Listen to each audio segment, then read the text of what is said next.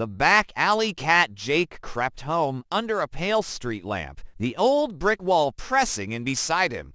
A jet-black cat with emerald eyes blocked his path. Its fur bristled like shadowed smoke. "Your steps not welcome here," the cat rasped, its voice coming from deep within its throat. Before Jake could step back, the cat's eyes glowed brighter, and a chill wind snuffed out the lamp. In the pitch dark, the last thing he heard was the soft, mocking purring before a heavy weight landed on his chest, knocking the breath from his lungs. Then silence. When Jake finally opened his eyes, he was staring up at the pale moonlight filtering through the leaves of a tree. Groaning, he pushed himself up on his elbows, his heart hammering against his ribs like a trapped bird. What had that cat been? Was it real or some figment of his imagination? He rubbed his eyes, willing the image of those glowing emeralds to disappear.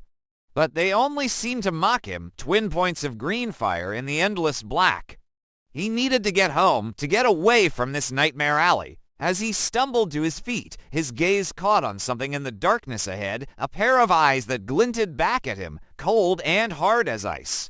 A low growl rumbled in the creature's chest, and Jake could have sworn it spoke his name.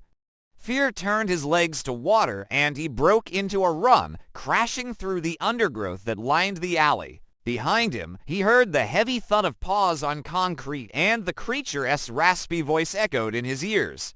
"You can't hide, little one. I'll find you." Adrenaline surged through Jake, lending speed to his flight. He dared not look back, but he could hear the cat close behind him, gaining on him with every stride.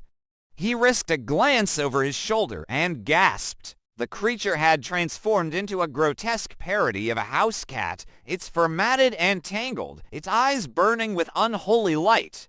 Its jaws were stretched into a silent snarl, revealing fangs as long as daggers. Panic seized him, and he fled, stumbling blindly through the labyrinth of alleys, the monster's heavy breathing on his neck. Then, just as suddenly as it had started, the chase ended. Jake collapsed on the ground, gasping for breath, his muscles aching, his heart threatening to burst from his chest. The alley was silent except for the sound of his own ragged breathing. Had he shaken off the monster, he dared not stay to find out. He scrambled to his feet and ran, stumbling blindly through the darkness. The image of the grotesque cat burned into his mind. As the first rays of sunlight touched his skin, he knew he had escaped, for now at least.